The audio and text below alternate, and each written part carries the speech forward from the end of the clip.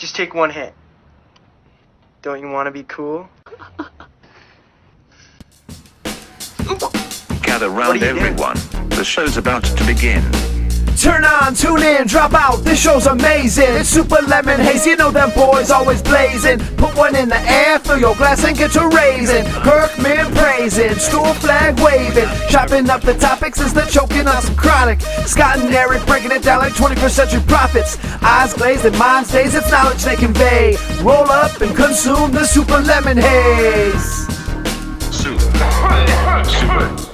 Super lemon haze. Going to ask you several questions. Super lemon haze. How do you feel? I feel like a slice of butter melting on top of a big old pile of flapjacks. Yeah. A dog on a chain. You're gonna be good. I know you're excited.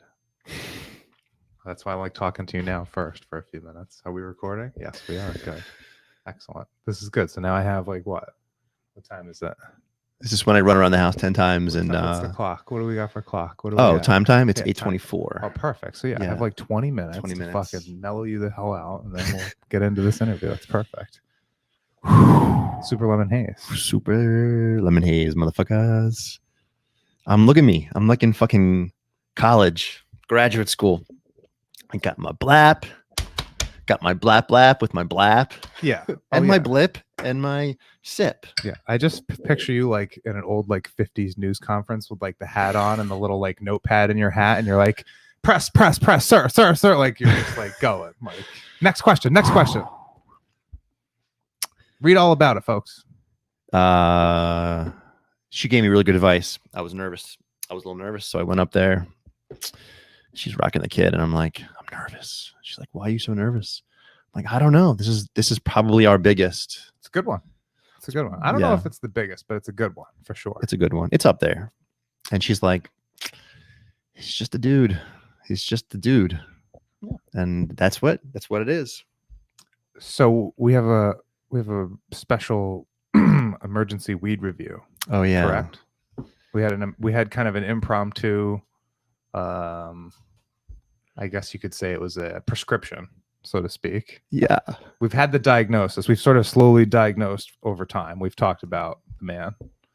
This is my father-in-law, by the way. So we set this up. Yeah, we brought this case up a little while ago on one of our long time ago episodes. I think we're up to 18 right now. Holy shit, man. Fucking teen. Cool.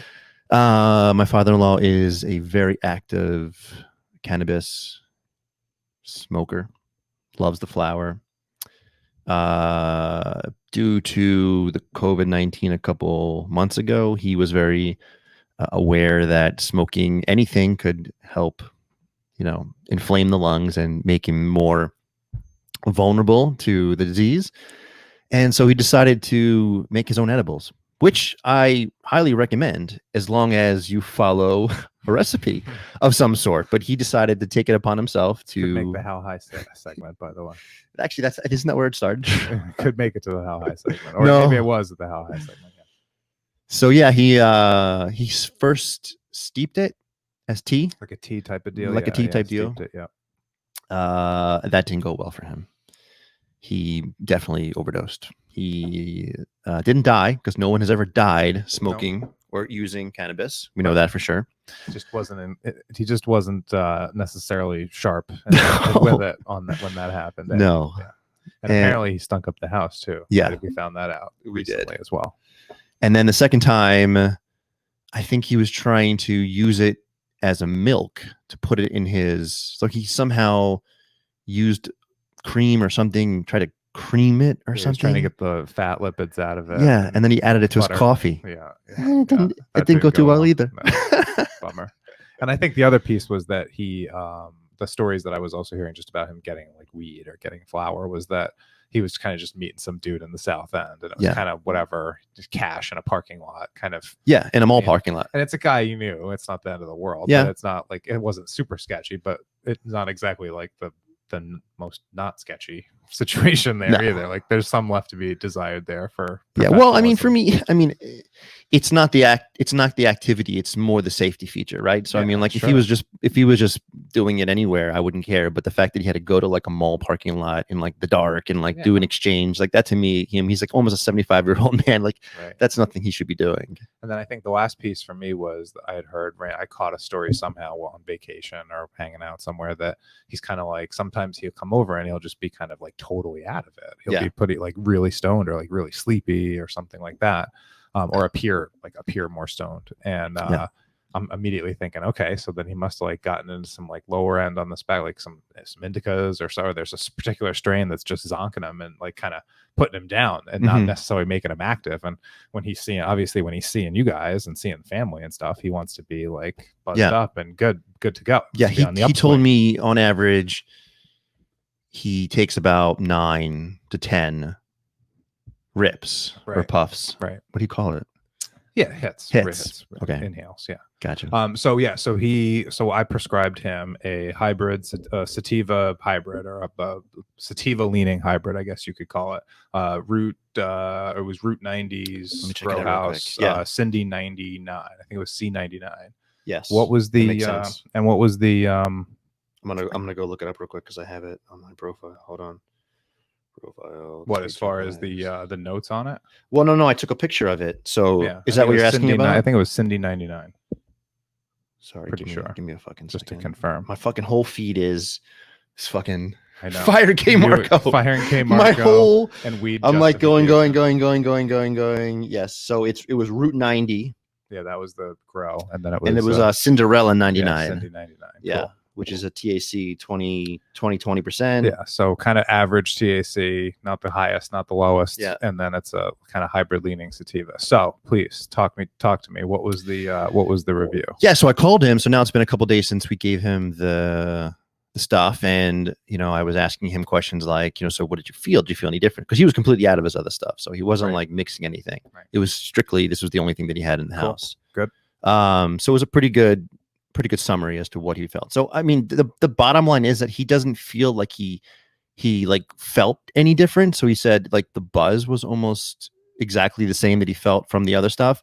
I think the one thing that he did feel different about was like the taste, which might make sense. I mean, I guess if something a little bit fresher, like obviously I don't know anything about the cultivation of marijuana, but I think then I asked him, I followed him up, was like, so was that like a better thing?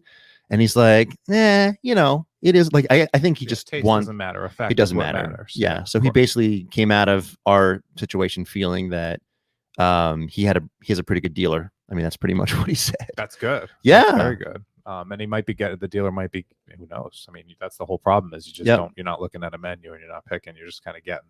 Yeah.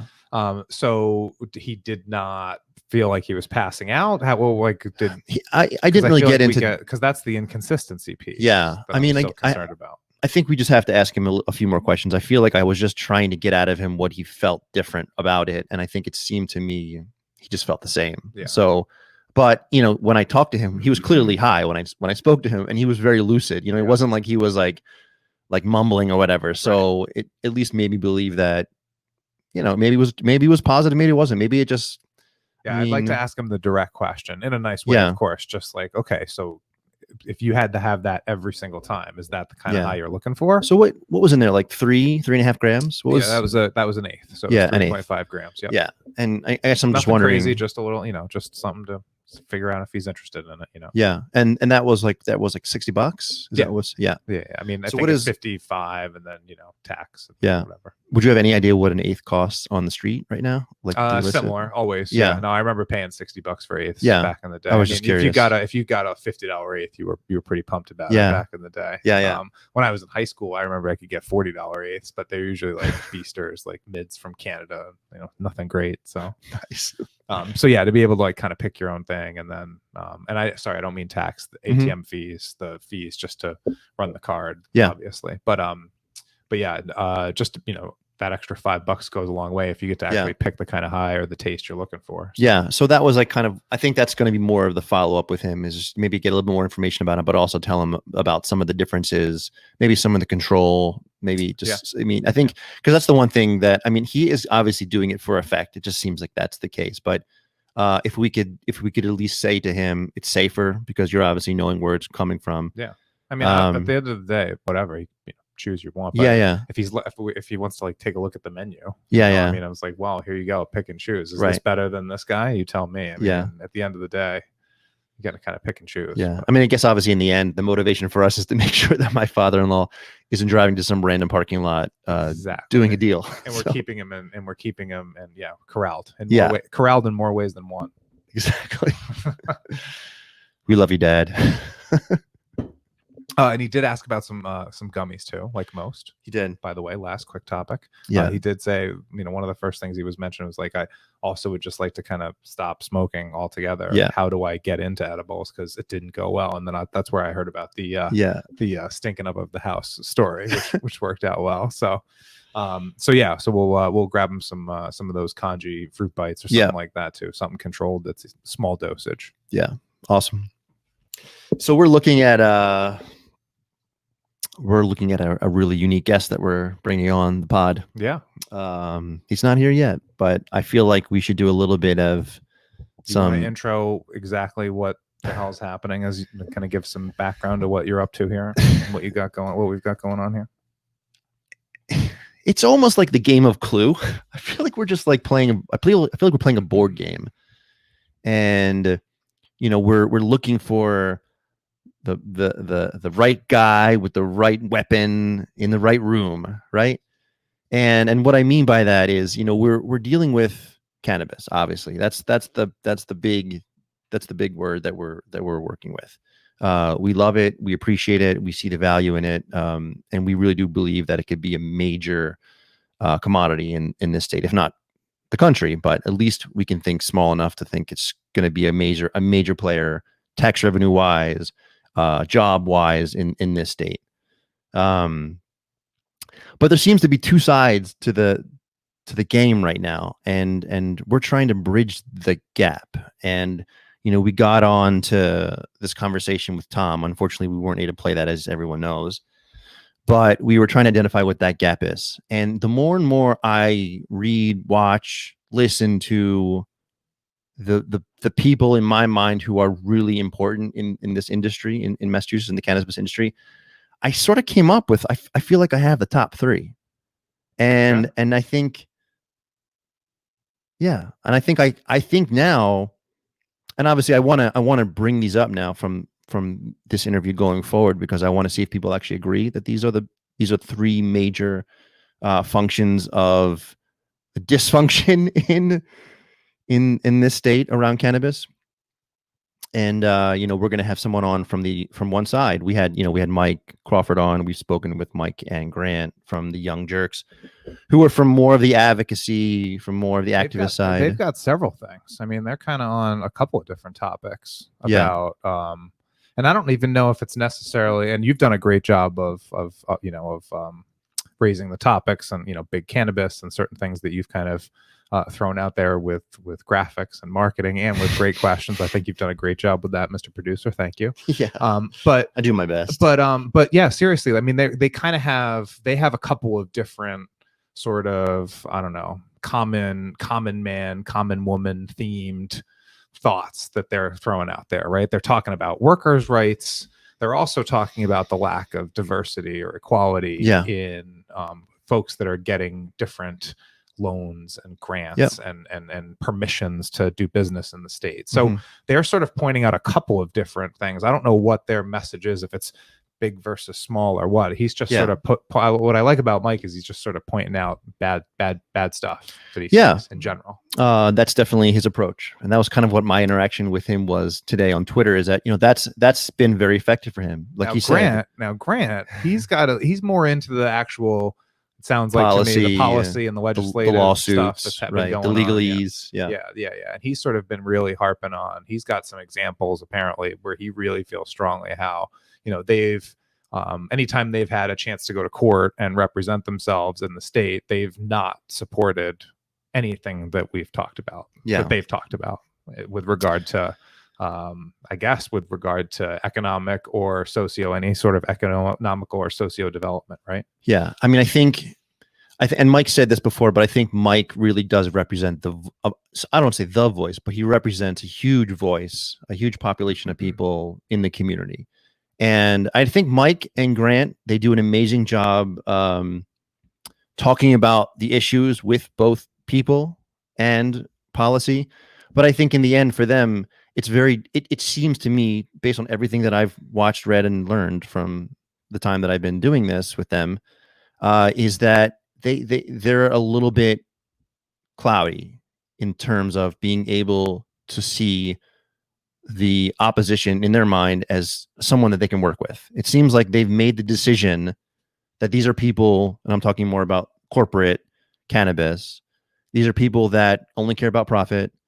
They don't care about people. They obviously don't care about anything that's going on in current events with anything race related or social economically related. I just think that they're getting too far to one side, and it's giving them a little bit more of a barrier to talk with who we're going to speak with today, which absolutely. Is the CEO of RevClinics.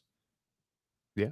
And this conversation was born because you and I have been able to maintain some good balance, a balance where we discuss the issues. We talk about, we all are in this for the same reason. And I think that's what I was trying to also, I don't know, reassure or. Well, I'll go ahead and say, so we're not 24, right, and trying to fight the world. Yep. Not that anybody that we've just spoken about is that. I'm just saying that's kind of like the far side of the spectrum, right? Yep. So we're not 24 and trying to fight the world and thinking that everybody needs to be equal, because I think we're sort of grown men. We realize that there's a lot of working hard in the world. We've owned and run businesses and also worked in the corporate world in places and had independence. And I think we can bring a balance, but we also, I think, recognize that diversity and equality and all of these different things are also major factors to bring about a good culture for this industry. Right. So we're not 24 and shouting. That was really well put. We're not thank you.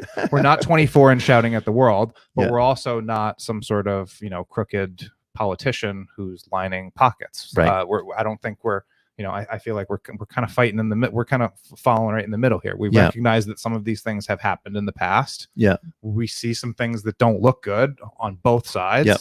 And we're kind of trying to balance that out and call that out a bit. Yeah. So I think what I believe is that this, Mr. CEO of RevClinics here, that when we chat, what I think he'll staring at that screen, just like, come on, man, pop up. I still feel like there's a chance he's going to bail. No, I think he'll appreciate. I think why he's talking to you and he's engaged with you, and why Tom engaged with you originally, is because they see that we're giving that balance, and that and we come as business owners and realistic folks. That, not career politicians, not youngsters, not yet. That's angry old men. We kind of fall right in the middle. We're not quite angry old men. I think we're actually kind of crankety old men. Maybe not old. Maybe not. We're getting there. We're getting there.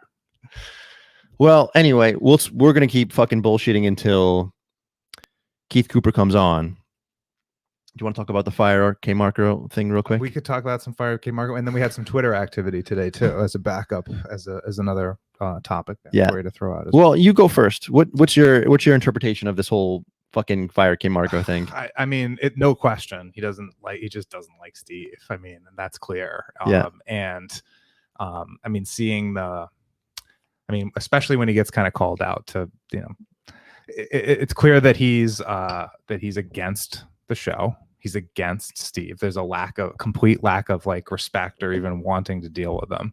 And then he sees something that's going to kind of blow them up and take them down a little bit and be political. And it also sort of aligns with his political thought anyway, because I do think there's a bit of some kind of leftist jab from Keith there.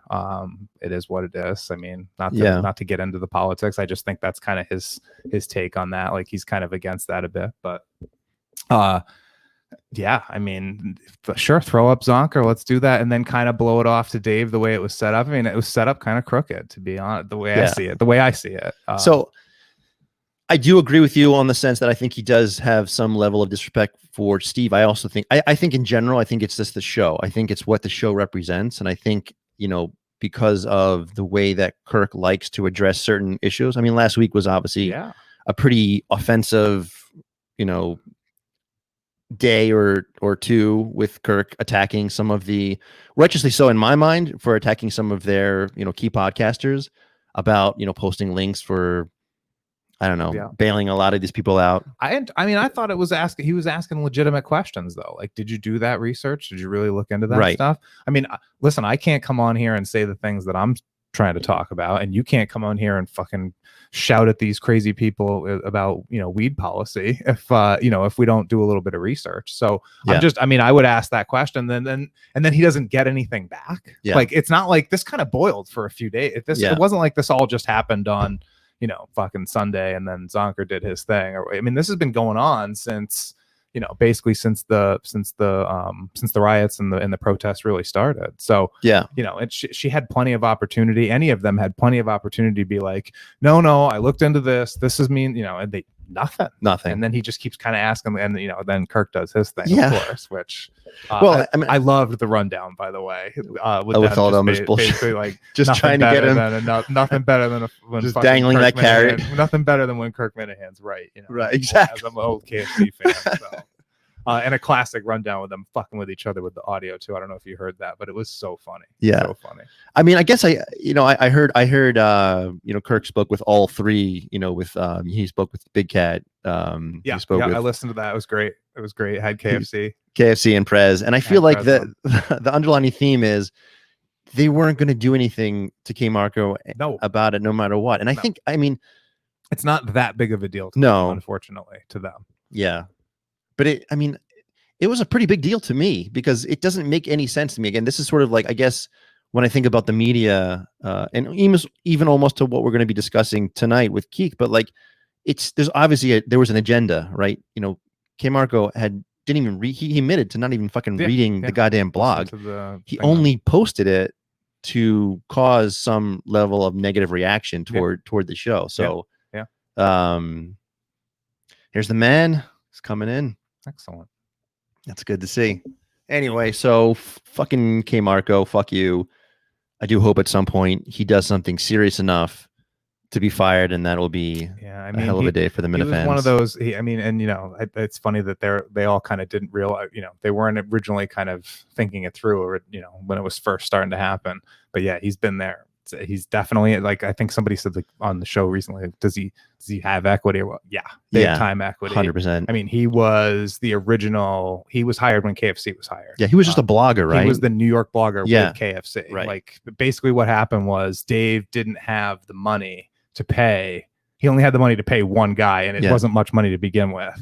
And basically, he was like, "You guys are both awesome." They were in a contest to see who was going to be the New York blogger when Boston was going to expand to New York. And they both won, and he's like, I can't pick between the two of you. So they split, like, I don't even know, like 10 grand or something stupid, and then they both wrote blogs in New York and traded off. So he's woven in. He's one of those untouchables, I guess. Way back in the day.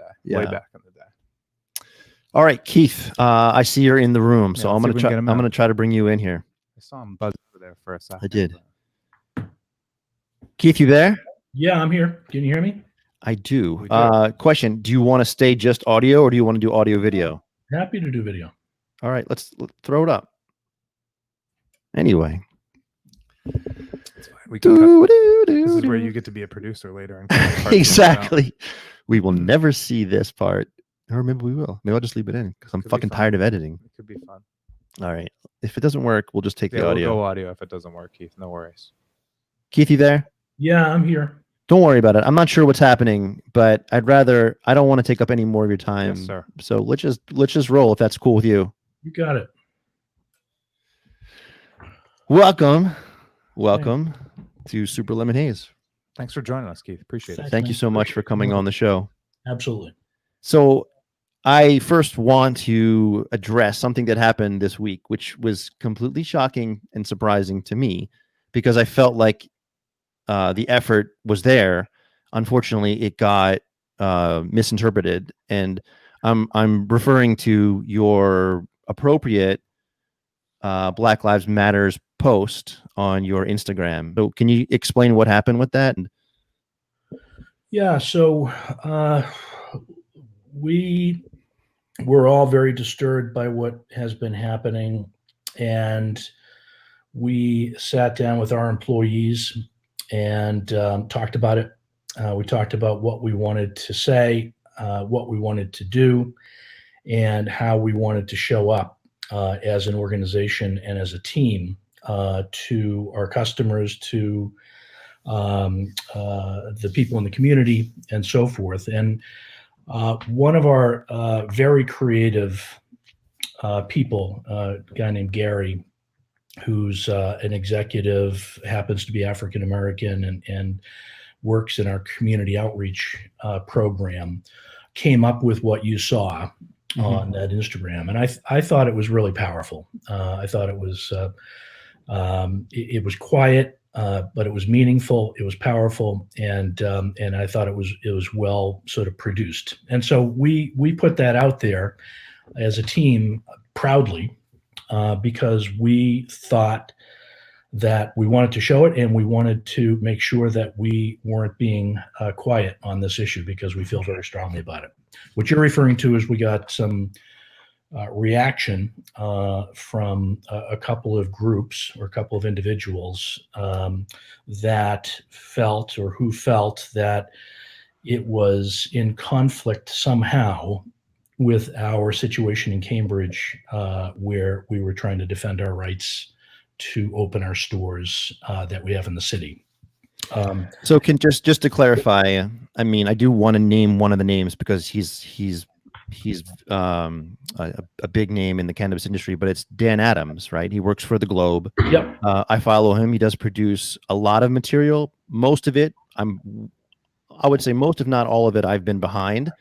But when he tweeted this out, and maybe it was because of our personal relationship and my friendship with Tom, but I really got upset by it because I knew it wasn't coming from the truth or from the fact. It was really just an attack. Yeah, that's the thing. I mean, absolutely, it was unfair, and frankly, it was upsetting. Not just to me, and not just to members of the executive team, but to the employees that worked so hard to put together that messaging for the Black Lives Matter movement. They were sad and upset, and that made me even more perturbed. So I look at Dan is trying to sell newspapers, but I think in this particular case, that was over the line clearly. If Gary and the team who produced it, I mean, and you guys were so upset, why wasn't there a response? Because it seemed to me that's like I was all fired up, like I was ready to just like light it on fire. But and unfortunately, I think you guys turned off the comment section, so there really was an ability to, at least on that post, because I was trying not to, like, I was looking for a healthy conversation to respond and to reply to. In my mind, was more of an attack than anything based on reality. I really wanted to address it, but you turned off the comments. But why didn't you guys also put out some public statement, or was it just decided you just keep it quiet? Yeah, so we put out a statement internally to our company that was lengthy and meaningful. Frankly, it's time that Dan Adams and me, or Dan Adams and us, sat down and talked. And I honestly just didn't want to feed into what I thought was a pretty negative comment that really didn't have to do with the other. So I'm looking forward to trying to work on that relationship so that he understands who we are, because I don't think he does. And to just put that out there as a provocateur and then have us respond to it in a way that may or may not seem sincere, depending on who you are, and then it goes back and forth, I don't see that as being very productive. Yeah. And we don't respond to a lot of stuff that's out there, because a lot of it is not worthy of a response, frankly. This one was, but I'd like to do that man-to-man, face-to-face, off the record, and really try to figure out what that's all about, because it was really upsetting to me and to my team. Nothing productive in the comment sections ever. Right? Yeah. Right. Well, yeah. I mean, I guess. I mean, it's about who's listening, right? So I have to believe he's got a huge audience, right? And this is where I thought it was the most unfair, because he used his platform and his association with the Globe to say something which I thought was a lie. Yeah. And I just felt like, oh man, like I want to just, and I just guess, there's no other way to do that except to either email, call, or use social media. And I do believe the social media platform can be extremely effective, as you can see with this. There's a I'm not sure how familiar you are with the Barstool brand or with the Kirk Minahan show, but there's kind of a beef going on right now. And they have really gotten it going on social media, that's for sure. So they call the fans of the Kirk Minahan show the Minifans, and they basically created such a campaign against the producer, or I'm sorry, the chief editor of Barstool Sports, which is basically the employer of the Kirk Minahan show. Right. They're trying to get that producer canceled because they were spiking a lot of shows or write-ups and blogs. Yeah. So I guess what I'm trying to say is that the Minifans created such an attack that it became like trending number one trending in the nation. Yeah. So that's what I'm saying. So there is a voice in comments. There are people listening, and I do believe, with like platforms like this, like a podcast or with social media like Twitter, or even in the comments section, I believe you can really create some social change. So yeah, it's look at, I'm not shy, and never have been. And again, I would love to state the truth and what I believe every single day. I do try to take advice and counsel from people that are maybe more experienced at the PR and media stuff. And when they say, just let it go, it's a bit of an echo chamber, and all you're going to do is fuel the fire in what could be an unproductive way. I take a few deep breaths and take a walk, take a vape hit, and move on. But I do have a lot of things to talk about with Dan, and I hope we have an opportunity to do that so we can get back to positivity, because he's a smart dude, and he is a voice of the industry, and he's written a lot of awesome things, and he does have a following. So it would be great to try to figure each other out more clearly and honestly, and go from there. So I feel the same way you guys do. I just for this particular circumstance, I was told just let it be for the moment, and try to get maybe a face-to-face. I can understand. I appreciate that. I feel like I do hope that you get that sit down with Dan. If private, if you want to do it publicly, let's do it on this. Let's do it on this show. I love it. Let's do one then the other. I love it. Both. Yeah. So let's move on from that topic. And I was actually, I'm very interested in you personally. I think, we've had a number of unique guests on this show, and I think everyone who's come into the cannabis industry does have a unique background. I know you're an entrepreneur and a person who has helped start up business similar to Tom.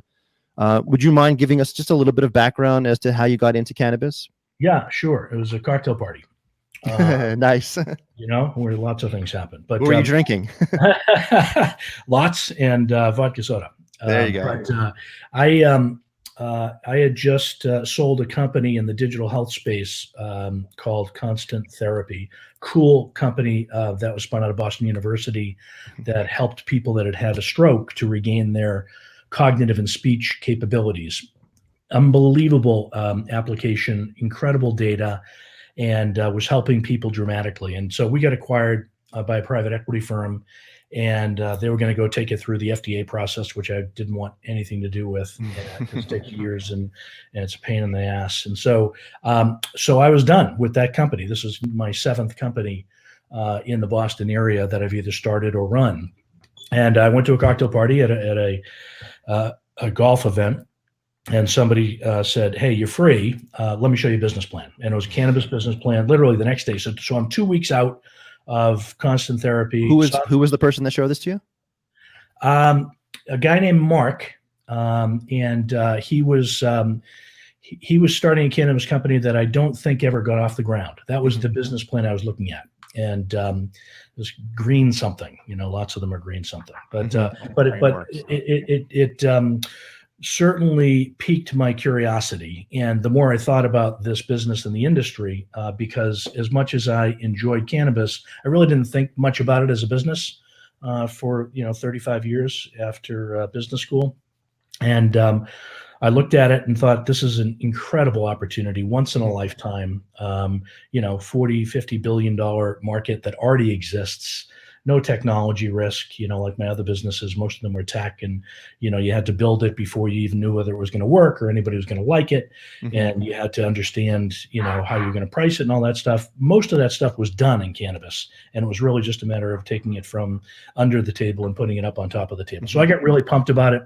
First thing I do when I get interested in the business, and as I try to learn as much as possible, so I flew out to Colorado, spent a week out there. Who did you meet with in Colorado?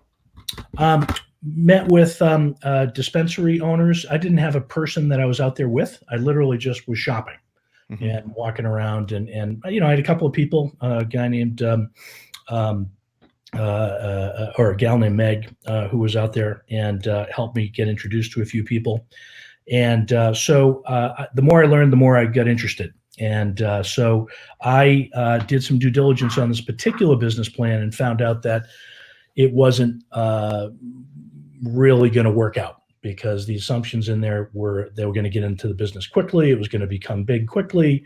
It was going to be easy. And suddenly they were going to make $100 million. So let me ask you a quick question. I'm sorry to stop you, Keith, but when you were saying that you saw something in these business models, or what you saw in Colorado, had it anything to do with from the patient's perspective, or was it only from the business perspective, meaning like the profits and the chances of being able to grow it as a franchise, anything like that? Yeah. So no, absolutely both. Because again, I didn't know a lot about the medicinal benefits of cannabis until I started doing due diligence. And so the more I talked to people, you were just a recreational user. Yeah. I mean, everything crosses over, right? I use cannabis for sleep and relaxation, and frankly, that's as medical as a lot of other uses, right? But the more I found out about how awesome it was to address the maladies that are generally solved, quote unquote, by opioids and other pharmaceuticals or alcohol or other products, the more I got excited about the possibilities. And the more I saw how unbelievable it was that it hadn't been studied or been allowed to be studied. So both sides of it, and the business side of it. In the U.S., you mean, right? In the U.S., exactly. Yeah. Yep. Because I think we are always trying to quote from other countries. I think we've done a couple, I don't know, Israel studies, haven't we? Yeah, there was one you put out there from Israel, I remember. Anyway.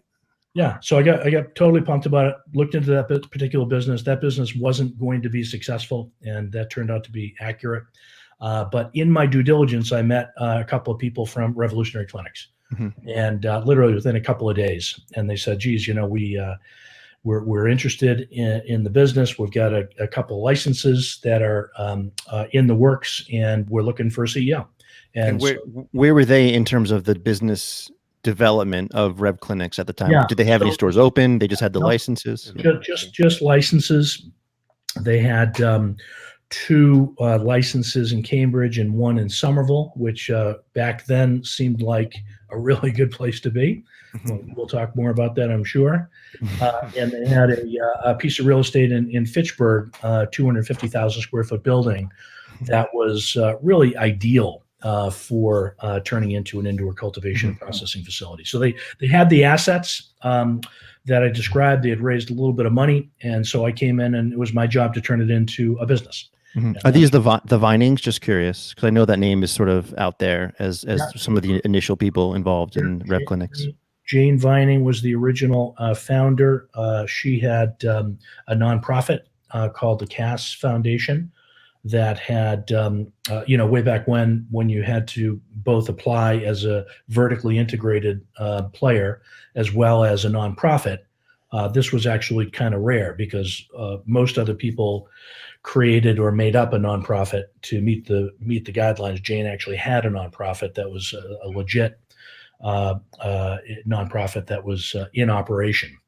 So she was a bit ahead of the curve that way, and a marvelous person, by the way. Had a couple of really tragic losses in her family related to opioids and the effects of those. And so she really, really believed in the benefit and the power of cannabis, and she helped me to believe it as well. Mm-hmm. So those are the early players. A guy named Brian Anson as well was involved because his family owned the building out in Fitchburg that had at one time been the Cole Haan Shoe Factory, Mm-hmm. and they had produced awesome shoes for a generation before all that stuff moved south and then overseas. And so the building was kind of sitting idle. There was a couple of things going on, but it was a really beautiful skeleton, 100 years old. And so we decided that we were going to buy that building, turn it into the cultivation facility, and turn those licenses into the medical facilities that we have today. Mm-hmm. So, And how long was that period of time between when you first got introduced at the cocktail party to the time that you're speaking what were about? our date ranges there? Yeah. Keith? Sorry. Just want to know if it's like a year, 2 years, 5 years, 100. They were probably about a year from having an operational license, meaning that they were able to plant and or open a store. Mm-hmm. And those were both happening at the same time. So it was about a year, maybe. Mm-hmm. And yeah, go ahead. It seems to me, and again, this is just from our, just couple months worth of talking with people who are in this industry, either as consumers or advocates or people who are actually in the business. It seems like that's a very quick amount of time to get, because it sounds to me, and we're talking obviously about this verticalization, right? Where you have to be the grower, right? Yep. The supplier and the retail. Like you need all these three. Am I missing a level? Missing the product piece. The product, of course, but like manufacture of product. And that to me is huge investment up front. So it's money. And then obviously, like you said, it's real estate, and it's all the political stuff. But that seems to me a very quick period of time. Did it seem quick to you, or was that a long period of time from start to finish? Yeah, to clarify, these guys had been working on the licenses in the real estate for 4 years before I got there. Mm-hmm. Right. So that's the amount that it takes a long time to get the licenses, the approvals, the neighbors, the buy-in, right? Buy-in, and then the CCC, back then the DPH approvals. When I came in, most of that had been completed, at least for 2 of the stores and for the factory. So it was really just a bit of construction and finalizing plans that had already been laid out in order to get into business. So it is quick. If I just said a year, if you were starting today to do that same thing, it would be 3 years before you got into business. 3 years, right. Easy. And that's even that can be quick. Yeah. So we built out one floor of this big building and planted our first seeds and started from there. And we had our first sales in early 2018 in our Somerville store. And then we were fooling around with the licenses a little bit. I didn't like a couple of the locations. So you're actually able to move a license from one location to the next with permission of the CCC or the DPH again back then and the city or town that you're in. So we moved one of the locations from Kendall Square over to Central Square, where we have our current store there. And that ended up being a really good move because it's a fabulous location. And that was because Cambridge had changed their zoning and they added Central Square into the zone, whereas before it wasn't in the zone. So a lot of moving parts, really tough, very complicated, very expensive. Back then, and part of the reason why, the industry was dominated by people that had money and had business experience before is because it's incredibly expensive to build an indoor cultivation facility. I mean, it's tens of millions of dollars, not just millions, right? Yeah. And the store itself, depending on where you are and what you want it to be, that's easily $1 million, $1.5 million in a couple of years just to do a retail store.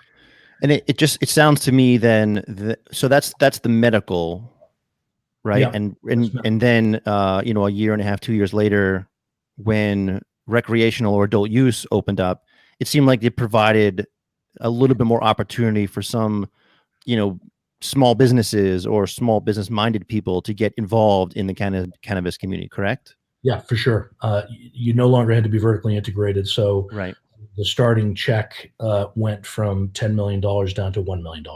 Yeah. So, a big difference.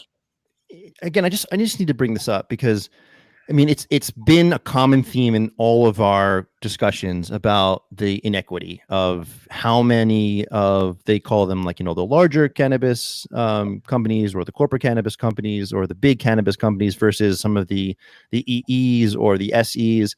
I mean, the ratio is significantly leaning in one direction, right? I think it's like 193 applicants or licenses to, I don't know, 8 or 9, correct? Yep, that's about the ratio. What do you think is the biggest reason for that huge displacement in balance? Yeah, so it's pretty simple actually. Capital is the biggest cash, right? Capital is the biggest reason, and the biggest hole in the whole program, right? Massachusetts, I think, took a leadership position in having equity as part of their goals and objectives for the programs, and wrote some of that into the rules, regulations, and objectives, but it wasn't funded. Mm-hmm. It just wasn't funded. And so, for me, I had already started or run 6 other businesses, right? And I'd had a couple of really nice successes. So I was able to write a check. I was able to go around to people that I had done well by before. And that's what happened to others as well. If you're brand new to the industry and maybe you'd been participating in the illicit market for a decade, and here you felt this is a big opportunity to get right into the business, I mean, that was huge, except you need a couple of $1 million to make it happen. Yeah. And without that financial backing, it just was a pipe dream that it was ever going to happen. Just to bring some information to the audience. So, getting loans from banks is not able to happen, correct? So people who are private business owners who want to open up a cannabis store in any city or town that's welcoming them, a bank's not going to loan them the money. Is that correct? Correct. Zero. So then it has to come from some, I mean, we're talking millions of dollars, right? So really, I mean, no one's got a mattress that big where you're keeping that much cash under. So if you're not going to get it from some bank, so the only other options would be some obviously public fund, which could be available through either the state or taxes or something coming from the cannabis community, or you're basically borrowing money from private people who may or may not want equity in your business, right? Yeah. So there's no banks whatsoever, and there's also very few, at least back then, funds or dedicated groups that had cannabis funds that were looking for small entrepreneurs to get into the business. It was really high net worth individuals, right? Mm-hmm. That was the only access to capital. And I think, again, one of the things that the state, the statute, and then the commission left out, not because they didn't want it, but because it wasn't available, but was this private fund, or this public fund rather. And the only way to solve that is if you take money that's being generated in the industry and you put it into a fund and you allocate it toward that. It's sort of like the, when you're going to build a 20-story building in Boston, you have to put aside some percentage of that for affordable housing. It's an institutional way to take developers' funds and to allocate some of them to lower income individuals that need it. And it doesn't even necessarily have to be in that building. It's the money that needs to be allocated to a fund. It's got somebody managing it, and it actually works quite well. I'm sure there's problems, but it works quite well. That's the model I think they should have come up with in this cannabis business. And frankly, that's the model we tried to present to Cambridge when they decided that they wanted to try to solve, quote unquote, the problem by keeping us out of the business for a period of time. Right. So capital and business operations experience are the two big levers that were missing in order to get more equity into the industry. Just to educate our audience. So you had a number of medical stores open and running in the state, and you were wanting to go recreational or adult use in Cambridge.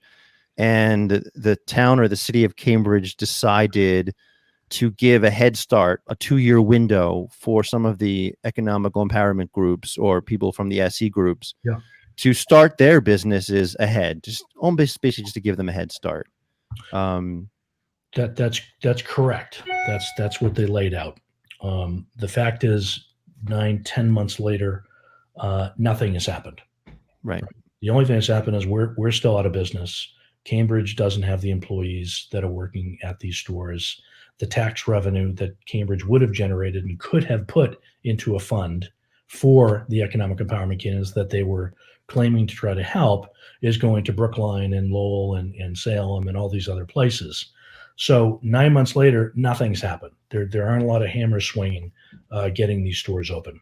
So the way I look at it, it's like, we wanted to buy a double-decker home in Cambridge with the clear understanding that we were going to live upstairs and we were going to rent the lower level to whomever would pay the rent. And so we went to the state and we made sure that was okay. And they said, thumbs up, it's okay. We went to the city. We said, that's okay. They said, thumbs up, okay. We made the investment. We built out the house. We put up the for rent sign and they said, take it down for 2 years. And we said, why? They said, well, we'd like to give somebody else the opportunity down the street to maybe have a head start. And I'm like, I would actually not be okay with that, but you had to tell me before I wrote the check for the house. Money down, right? Right. Yep. And so you're taking away my rights and what you told me flat out face to face, as well as on paper, that was going to be in place. And that's just not fair. It's got nothing to do with race. It's got nothing to do with us versus them. It's simply that's the spine of a bad business deal when you're not communicating properly. Unfortunately, it's mired in public policy and other problems. Yeah, Keith, it's interesting because we weren't asking questions about race, but you brought up race, and why is that? Why all of a sudden did you were going through kind of the business model, and why just the town wasn't allowing it, and they put that, say, nope, take down the for sale sign, and then you automatically went to race. Why is that? Well, that's what it became in the public forum, at the city council meetings and in the public discourse. It was that somehow Cambridge had come up with this new idea to solve the problem of not enough economic empowerment people in the business, and they were doing it with the hammer of keeping us out. And frankly, that's a false narrative, because again, 9 months later, nothing has happened as I described to them it would. What's the true narrative? The true narrative is that it was political. There were a couple of people that felt that they would do well politically if they stood up and made the case that they were going to do something, quote unquote, above and beyond what the state had done to promote equity, right? And so you're talking about what, city councilors or people who were listening to the case? Yep, city councilors and other people that are politically active felt that this would be beneficial in the conversation. And what was the community saying? Because I guess that's the other side that always comes up in all of our conversations. It's about the community. Like we just had Stephen Mendelian, and his community obviously is the veterans. And we had Mike, who you well know from the Young Jerks, on a couple times, and we do really like those guys, and we do think that they do provide a voice for this community, even though it's not the voice that everyone agrees with all the time. And obviously their style is very unique. A couple of different voices with those. Yeah. But did you hear what I was saying? This is where I go on my tangents, and this is where I edit them out. So no. Why did the conversation go there? I think, yeah. I'm sorry. If you can finish that thought. I think it was political, and then it was political, and so what we tried to do is like, wait a minute, one day I'm sitting in front of the city council, and they're like, okay, we're going to open it up, and here's how we're going to do it, and you're part of it, and literally the next day I found out that we weren't part of it, and so, we said, what are you trying to solve for here? And they said, well, we want to give more opportunity to the economic empowerment folks. So we said, well, let's not just get upset and jump up and down and sue people. Let's go talk to them. So I went out with my team, and we talked to everybody we could get in front of that would listen, and said, what are your issues? Like, so there were some real cool folks trying to get into this business with all good intent, and they said, we need capital, we need operational training. We need somebody to provide us with these standard operating procedures, which are like 2 feet, deep once you get through them all to meet the regulations. And we're like, we can do that, right? We can do all of that, and in a big way. And so we got together with them, we held hands, and we came together with a proposal that was, at the time, maybe still is, but at the time was the biggest grant fund created in the cannabis industry to assist minorities, economic empowerment candidates, equity candidates.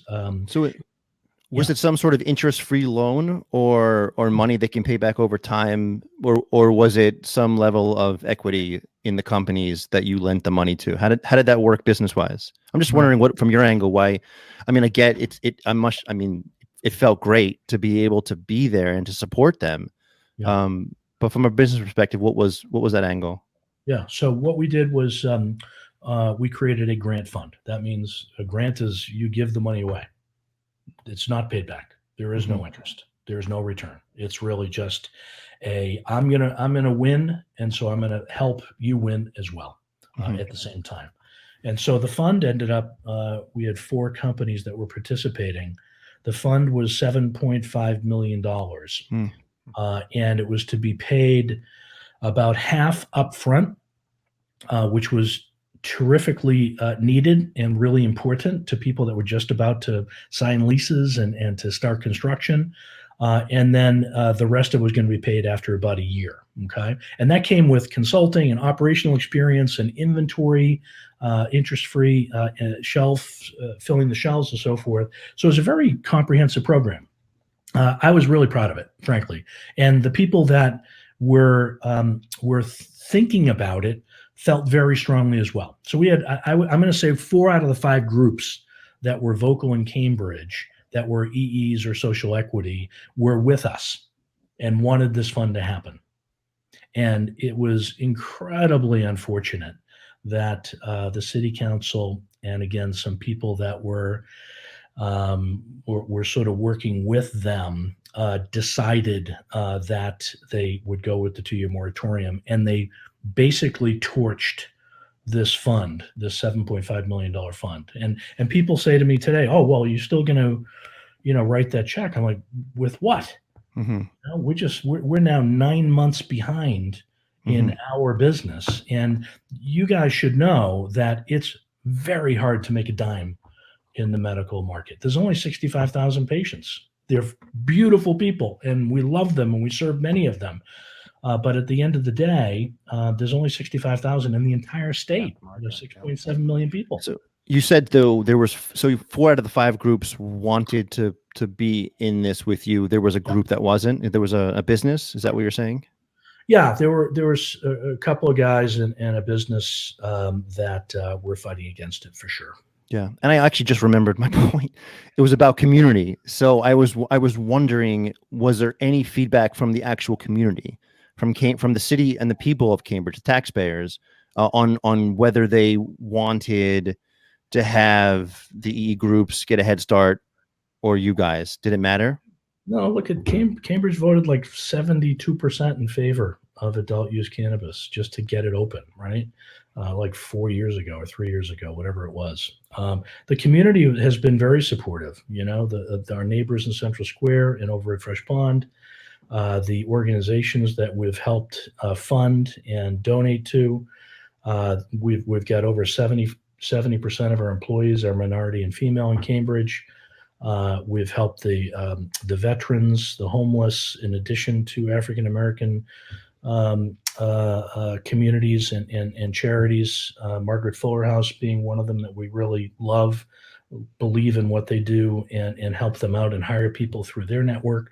So the community is fabulous all around. This was really a political job here. Yeah. So how much money do you think you've lost in the 9 months that this has been going on, between lost revenue and even how much you're paying? You know, I know how expensive lawyers can just be. the legal fees alone for all. Yeah. So how much money overall? Yeah. Well, there's a cannabis premium on everything, guys, right? And that's part of the problem. Like if you go into a landlord and you say, hey, I want to rent the business and you're going to be a restaurant, here's your lease rate. You're cannabis? Oh, multiply that by 3. So again, it makes it harder to get into the business. Sounds like Tom. That's what Tom said. So, word for word. Well, Tom and I, he's fabulous, right? He's a big fan of yours too. Well, talk about a guy who really cares about equity, who cares about the community, who works his ass off. Yeah, for big heart, very little money, big heart. I mean, just love the guy. Anyway, so the community was really with us on that. And how much money have we lost? Yeah. So define lost. We probably, if you have a recreational store, it does 5 to 7 times as much revenue as a medical store, right? Just because of the math. For volume, right? For volume, right? And so for our 2 stores, we happen to have 2 stores out of the 3 that we can possibly have in Cambridge. That's going to be a couple of $1 million a month per store. So $4 million a month times 9 months. Do the math. You bring about 10% to the bottom line. And depending on how your expenses are, so a lot of money. Yeah. So just to get back to the race thing, because again, it's sad that that's where it has to go, because I mean, I understand there's obviously we're dealing with a huge, just climate of unfairness. And the reason why they were saying that your company or your organization is racist, because why? Like why are they labeling RevClinics as a company that doesn't believe in, any, like they want discrimination or racism, like racial what? equality. They don't believe in racial equality. Yeah, it's really just the fact that we stood up for our rights in Cambridge, and we were the ones that said, look, we're not going to sort of lay back for 2 years and let this happen to us. We have a vacant floor on this double decker, and we should have the right to open. So we did decide to sue. You should know, and most people do, that explicitly in our suit against the city, we said we do not want to cancel the ordinance in Cambridge because it might slow down the economic empowerment candidates who are in queue, many of whom I know and love. We want to make sure that we do not get in the way of them moving as quickly as possible. That's explicitly in our language in our suit. But once we pulled the trigger and decided to do that, it gave room for people that were either believing or were political also to throw stones. But Keith, that's what happens when you're in the arena. If you're not in the arena, no stones are thrown at you. If you're in the arena and you're fighting, you get a little blood on your face, a little dust on your clothes. It's just the way it is. And Keith, just for the naysayers and the folks in the back, it's pretty easy to find the documentation about the fund that you and those partners set up, I would imagine. Yeah, pretty easy to kind of research if anybody wants to really research that and kind of Google that up, so to speak. Absolutely. Yeah, simple. I'll send it to them. Good to know. No, good to know. Easy to find, I'm sure. Just again, I encourage folks to do their research and kind of look into some of these things versus just reading a headline or seeing a clickbait article, so to speak. Yeah. Thank you for that. And look at now there's really only a couple of economic empowerment stores that are open, right? There's 2, right? There's Kobe Evans. Yeah, and then there's STEM that just opened up. STEM did. That's in Haverhill. and then there's social equity down in Caroline's Cannabis. Oh, down- Caroline's, right, in Uxbridge, right? Is that where that is? Yeah. And that is a shame. But the reason for that, as I stated before, is really more about capital and business support than anything else. There are certainly big out-of-state players, out-of-country players that have come in, and I totally get that people would prefer that didn't happen. Maybe they should have written rules to prevent that, but they didn't. We happen to, we're sort of grouped with the big cannabis guys, but look at, I grew up in Watertown, right? On the streets of Watertown, The mean streets of Watertown. Well, they were way back when. I'm sure they were. Eric's hung out in Watertown. Yeah, I had a property there. I had a 2-family there for about 10 years. I mean, we Love it. I love Watertown. Actually, the Kirk Minahan show is the studio is taped in Watertown. That's true. Yeah. We used to dust it up with the boys from Waltham and Dust it up. Belmont with the rich kids, and we were the other side of the tracks, and so that's where I grew up, and I got lucky, and by the way, totally privileged, right? My parents were white, and they were, they were sort of middle class people, and I feel very, very lucky. But I worked my ass off, right, to get into college. I worked my ass off to get into business school. I worked my ass off to run the businesses that I ran. Nobody handed me anything, and our company was built in Massachusetts by Massachusetts people. Mm-hmm. So we grew. Would be much larger if we didn't have these issues, but we grew by hard work and local capital for the most part here in Massachusetts. So, how hard do you think it's going to be? Because I do believe there is some level of hurt or injury to your brand because of this message. How what's it going to take, do you think, to sort of fix this? And maybe even heal some of the, I don't know if you want to call it like bad blood or sort of bridge between the people that are saying these things and you guys. Yeah. So I really appreciate the question, and it's a real issue. All as we can do is be the best that we can be and be as genuine as we can be, living our corporate social responsibility, and to be productive and helpful members of the community, and especially the African-American community. And that's what we do every day. And over time, people will begin to turn around and say, why would you say that about those guys? Right? That's not who they are. And that's really the best way to do it. I could put out 100 press releases, and I could write a check, that might be nice, but might be shallow by way of its meaning. Every single day, we are living our brand, and we're a good company. We're a good place to work. We're good corporate citizens. We do care about equity, and we've already helped 3 economic empowerment candidates in the industry move forward significantly. So that's what we can do. How many employees do you currently have working for RevClinics? A couple hundred. Awesome. Yeah. When I joined, we had, I think, 15. So it's been a crazy ride. Hardest thing I've ever done. At times it feels harder than it should be, and a bit unfair, but frankly, it steels us to be even better and fight even harder for what we believe in, and to be a good corporate citizen.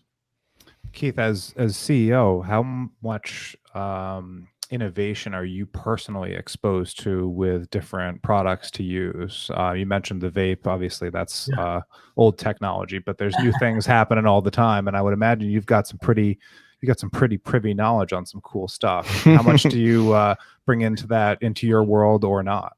Yeah. So we have a lot of exciting things going on, some of which are already on the shelf, some of which are in development, but I would point to 2 or 3 things. One is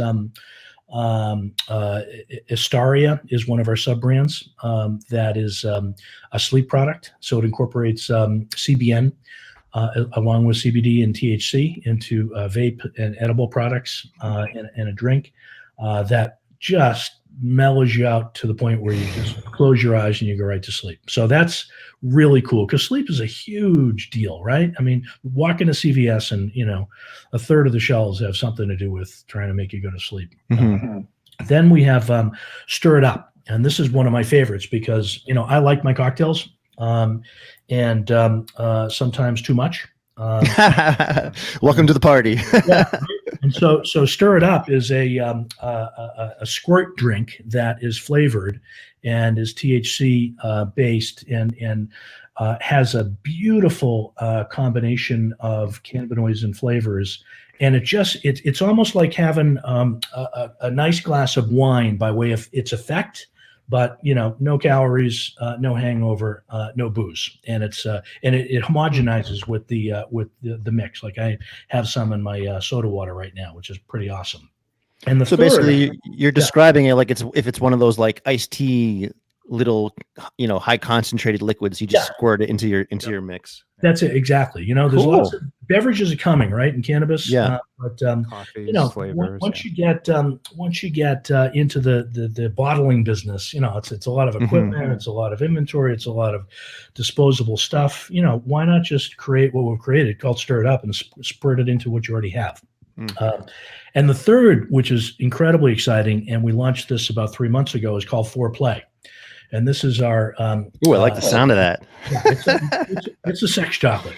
I was going to ask you, is it some sort of topical lubricant? No. This is like you ingest it. It's a lovely chocolate with 5 nutraceuticals that are non-cannabis related that we searched around. We had a pharmacologist search around the world for, and stuff that increases your blood flow, enhances your libido, a little bit of well-being, aphrodisiac action, eh? Okay. Little Spanish fly in there. Yeah, exactly. Horny goat weed. Horny goat weed. And add a little THC and CBD in there. Right. And I mean, I'm not. My wife will kill me to tell you more, but let me tell you that it works. And we had a pretty big beta program that went on, which was a ton of fun. And 9 people out of 10, and this is for men and for women, by the way, had the best orgasms of their life. Is what you're trying to say. Holy it's like burns on your knees type of orgasm, right? Okay. So anyway, so those are 3. We'll have to get some free samples, just to see. You got it, buddy. Yeah, thank you. But you got Eric's interest. You've definitely perked Eric's interest at this point. We had a lunch party and we hired a sex therapist, and we said, we obviously want this to be successful. We're going to give you some free samples, and we want you to do your thing. And so she spent a month working with it, and I met her at the lunch party. Prescribing it to her patients. No, she was doing it on her own. Oh, personally, I got you. Yeah, personally, and she came in, and I've never heard a better recommendation for anything in my life. And she's like a little Dr. Ruth gal. She's fabulous, and nice. So it really works, and it's something we're really proud of. And we've got a bunch of other stuff coming that will be both tasty and fun. Okay, last weed question. When you're taking that walk and you're de-stressing after that, that shitty article that got written, what's that vape that you're hitting, Keith? So I like the AC/DC 1-to-1 sort of full spectrum. Okay. Yeah, I've seen that before. Okay, cool. Sativa dominant, and it's just uplifting, and it takes a little bit of the weight off the shoulders, and that's all you need, right? But you're still very, very conscious, very, very. It's not knocking you out, and I'm fine to be knocked out also, by the way. But by way of no, that's the one. Yeah, that's the one. Right. You're not numbing out the anguish. You're just focusing it for a minute. Got it. Bingo. You got it. Exactly. A lot of fun. Keith, we've had you for almost an hour. I think we've learned so much from you, and again, we couldn't appreciate your time enough. I think this is something that we talk about a lot, but Scott and I, we're relationship guys, and we all have the same goal. When we talk to Mike, and we talk to you, and we talk to Steve, and our goal really is to sort of make cannabis what it can be, right? We really do believe in its potential. Yeah. I hope that, like I said, I hope you and Dan get a chance to get together, because I really do think it was really unfair. I hate the phrase. I hate the label. man, it just seemed to me was really unfair for them to put that on you guys. So I really do hope you have the conversation. We'll keep holding hands with those. We'll keep holding hands with those wild young jerks as well. Yeah, and would you go on their show? Just curious, because I know that Mike would love to have you on. He had a whole 2-hour show just on what he would like to ask you. You know, so oh, is that right? Yeah, would you go on their show? I don't know. Probably. I didn't really know him very well, and I didn't pay attention to the show, and it's been kind of busy. But you know, I think probably that would be smart for us to get together and chat as well. Yeah. I have no fears about that sort of stuff, and I think, you know, getting to know people and understanding each other, whether you're in agreement or not, is always the best thing. Yeah, I think if anything, we can at least partner the introduction a little bit. Totally. It doesn't have to be a serious interview, but at least just the introduction, I think, is always going to be helpful. Yeah. We could also be a neutral ground. We can have you and Dan Adam, and then we can have you and Young Jerks on. We'll just referee the whole thing. Balance this whole freaking. But again, you know, I just want to say 3 things that I know that the common most 3 things that we hear about during this whole discussion. We talk about, you know, the inequity. We talk about access. We talk about price. I do believe we all have a personal responsibility to be able to, you know, use all those words to help one another. You know, I'm a capitalist, so I do understand corporate and profits. We're both small business owners, but I do, being a patient myself and having had the experience talking with that population, I do know how, like you said, like, I mean, it's an amazing plant that can do amazing things for a lot of people. So, you know, I think we all just could keep working on those things, keep having the conversation to feel how we can help solve this, you know. Love it. Eric and Scott, really appreciate it. All right, Keith, take care. Have a great night. Thank you, Keith. You too, sir. No problem. All right, take care.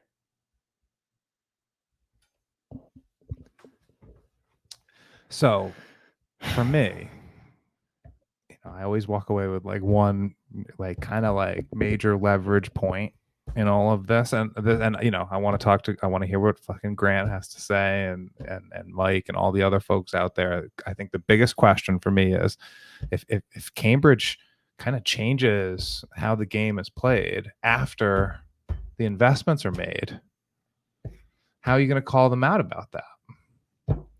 That's something that's significant. And again, I have to hear more. I got to research. You're saying the $7.5 million fund? They make their no. The $7.5 million fund was set up as another idea. Yeah. What I'm saying is they made their investments, they did their thing, but as Keith was saying, they set the playing field, and then all of a sudden it was, wait, no, now we need to do this with the economic empowerment stuff, socioeconomic empowerment stuff. So for me, I want to kind of, if that's what he's saying, if what he's saying is true, and it was sort of changed after the fact, and then all of a sudden now they get called out, I have an issue with that, because again, I'd like to approach this like there does need to be somewhat of a mediation. I trust your role. I trust what you say. Like, if I'm going to give you this much money, this millions of dollars, it's going to go in the direction that you told me it was going to go in. Yeah. You can't change the direction after I've made the investment. Yeah. No, I mean, I hear exactly what you're saying. I think to me, I just, you know, having spoken to Tom multiple times, we're not talking about just, you know, on our show that we weren't able to air, but like, and talking with Keith, you know, like I can understand, I can appreciate both of their perspectives, which is basically they stand behind their truth, right? So they believe they're doing a good job. They obviously have been able to develop a company with 300 plus employees. I was blown away by you know, he said 70% in the Cambridge stores are either African-American women or something. Like so I mean, I really do believe in action, and not just what people say, because obviously when people say things, you can look those things up, but like action matters too. And I think it's just, we have to do a little bit more education on ourselves to learn some more facts. Obviously we've heard both sides of the story here. But my gut tells me these are good guys. These are really good guys that want to do well. Yeah. I think either way, we have a pretty interesting sort of argument or setup of what's happening here. And I think that, like most things, people are reading the the first few lines of articles or the titles of the headlines of articles and things like that, or they're seeing again Twitter 140 characters or whatever you're allowed to do for how many words you can put to Twitter now, but it there's a lot of like you can make quick takes and quick comments and get a rally going, and well, hold on a minute, they changed this happened this way, this was this, and it goes for both sides of course too. I don't think any of this, what we're saying at all, takes away from the fact that some equity and some leveling of the playing field still needs to be done. Yeah. I think that something we should probably also be looking at the state and these cities as well. Yeah. All right. Wow. That was a lot. Yeah. Trying to fucking get high and prescribe weed to people. Fucking it up.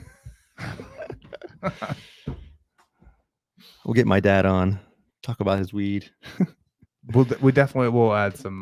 We're gonna have to throw a few weed segments in the future. I know. Sure. Calm my nerves.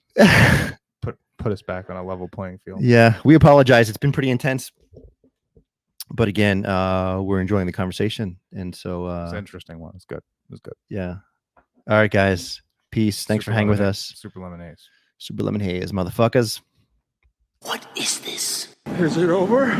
We're running out of time. I don't want to hear your excuses. No, it's not fair. Where'd all the files go?